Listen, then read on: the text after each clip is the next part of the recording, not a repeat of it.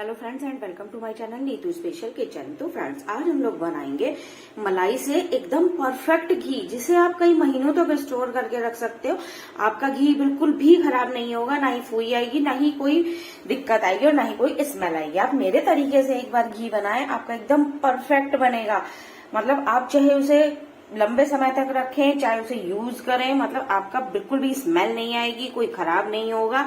तो इसे बनाने में हम लोगों को ज्यादा टाइम भी नहीं लगेगा, बस आप मेरे साथ इसे फॉलो करते रहे और पूरी वीडियो को बिना स्किप करे देखते रहे।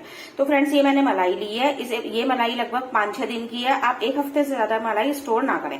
इसे मैं फ्रीजर में ढक कर रखती हूँ और इसको जिस भगोने में मैंने कोई खट्टी करनी होती है उससे पहले 2 चम्मच दही डाल देती हूँ। अब मैं इसको एक बड़े भगोने में निकाल रही हूँ। बस आप मलाई को ज्यादा से ज्यादा 6 दिन की या 7 दिन की निकालें, इससे ज्यादा आप ना करें, नहीं तो वो और भी ज्यादा नुकसान देती है। तो अब मैं ये 5-6 दिन की ही मलाई ले रही हूँ। तो अब मैंने इसे एक बड़े भगोने में निकाल लिया है। अब आप चाहें तो इसे इस तरह विस्कर से भी इसको फेंट कर मक्खन निकाल सकते हैं, चाहे फॉक से निकाल सकते हैं, चाहे आप स्पून से भी निकाल सकते हैं, और ये आप चाहें तो इसे मिक्सी में भी निकाल सकते हैं। लेकिन क्या होता है ना, मिक्सी इतनी गंदी हो जाती है कि उसे साफ करने में घंटों लगते हैं और गुस्सा आता है। और आप चाहें तो इस तरह बेलन से भी मत गोल घुमाकर निकाल सकते हैं, या फिर एक पुराने टाइम में लकड़ी की ही एक मथनी होती थी जिसे हम लोग रई बोलते थे, तो उससे भी निकाल सकते हैं। अब आपके यहाँ वो क्या बोलते हैं तो मुझे कमेंट बॉक्स में जरूर बताएं, मथनी या रई। तो अब हम लोग इसको अपने हाथों से निकालेंगे। तो हाथों को मैंने बहुत अच्छे तरीके से साबुन से धो लिया था। उसके बाद हम इसे लगातार फेंटते हुए, मतलब ज्यादा भी नहीं आपको फेंटना पड़ेगा, मुश्किल से 5 मिनट आप फेंटेंगे और मक्खन दरदरा होना, मलाई दरदरी होनी शुरू हो जाएगी। तो ये मैंने लगभग 3-4 मिनट ही हुए मुझे गोल घुमाते हुए। आप किसी भी डायरेक्शन में घुमाएं, चाहे आधा इधर आधा उधर घुमाएं, कैसे भी घुमाएं, उससे कोई फर्क नहीं पड़ता, वो आपकी इच्छा है, कैसे भी घुमाएं। अब आप देखिए ये जो मलाई थी हमारी दरदरी होनी शुरू हो गई है, मतलब हमारा जो मक्खन है वो निकलना शुरू हो गया है। अब इसमें से धीरे धीरे पानी अलग होना शुरू हो जाएगा। ये देखिए आप चाहें तो इसको, यदि आपका ताजी मलाई है तो आप मट्ठे के रूप में छोंक लगाकर भी इसे पी सकते हैं या कढ़ी भी बना सकते हैं। तो ये देखिए आप, मैं इसको ऐसे ही लगातार घुमा रही हूँ, लगभग 5 ही मिनट मुझे हुए हैं और ये सारा मक्खन अलग हो गया है। और इसका जितना भी मट्ठा था, मतलब हमारे यहाँ तो इसको मट्ठा बोलते हैं, तो इसका सारा पानी अलग हो गया है, मट्ठा अलग हो गया है। तो आप एक बार इस तरीके से बनाएं, आपका एकदम परफेक्ट घी बनेगा और ज्यादा भी बनेगा। आप इस मट्ठे को चाहें तो इसमें से मतलब पनीर भी निकाल सकते हैं, लेकिन फिलहाल मैं नहीं निकाल रही हूँ, उसकी वीडियो में बाद में आपको के साथ शेयर करूंगी। अब हम इसे ठंडे पानी से लगभग 2-3 बार अच्छी तरह इस तरह दबा दबा कर और मसल कर धो लेंगे, जिससे कि इसके अंदर यदि थोड़ी बहुत स्मेल भी होगी ना तो वो निकल जाएगी। आप धोए जरूर।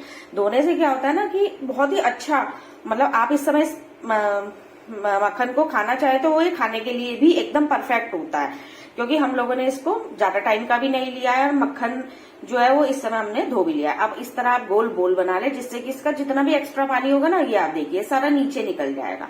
तो मैंने इसका जितना भी एक्स्ट्रा पानी था वो मैंने अलग भगोने में निकाल दिया। यदि आप चाहें तो उसका मक्खन बना सकते हैं, मैं बाद में बनाऊंगी, फिलहाल मैं इतना ही बना रही हूँ।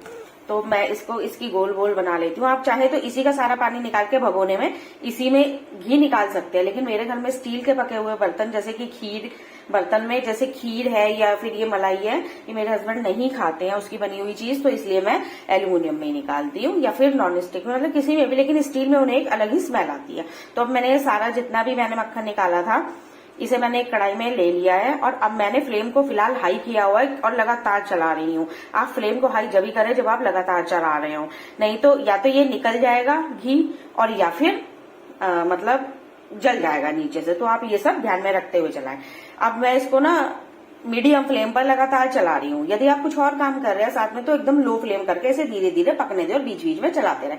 लेकिन मैं लगातार रेगुलर चला के ही पहले घी निकालती हूँ, क्योंकि मुझे वही अच्छा लगता है, ना ही कढ़ाई गंदी होती है और घी में स्मेल भी नहीं आती है। तो मैं इसको धीरे धीरे ऐसे लगातार चलाते हुए पका रही हूँ। फ्लेम मेरी इस समय मीडियम है। तो आप देख सकते हैं घी अलग होता जा रहा है ऊपर और नीचे।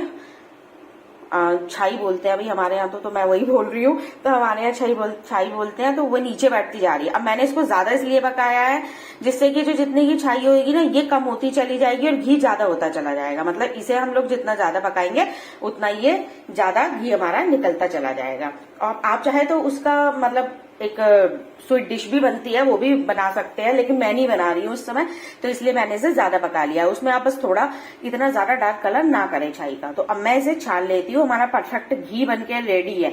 आप एक बार इस तरीके से घी बनाकर देखें। आपका सबसे बड़ी बात तो क्वांटिटी में भी बहुत ज्यादा बनता है, और ये जो नीचे का पार्ट होता है ना ब्राउन ब्राउन, ये बिल्कुल भी ज्यादा नहीं निकलता। अभी मैं आपको दिखाऊंगी घी कितना सारा निकला था, और इसमें ना ये जो कितना सा निकला, ये देखिए आप, ये कितना सा निकला है। आप चाहें तो इसकी एक मिठाई बनती है, मैं उसकी रेसिपी भी आपके साथ शेयर करूंगी, आप वो भी ट्राई कर सकते हैं। वो भी खाने में बेहद अच्छी लगती है, जैसे कि मतलब अलग ही एक टेस्ट आता है उसमें भी। अब आप देखिए मेरी कढ़ाई एकदम साफ है, मैंने कोई अभी साफ नहीं की है, आपके रेगुलर साफ मतलब बिल्कुल लगातार सामने चल रही है।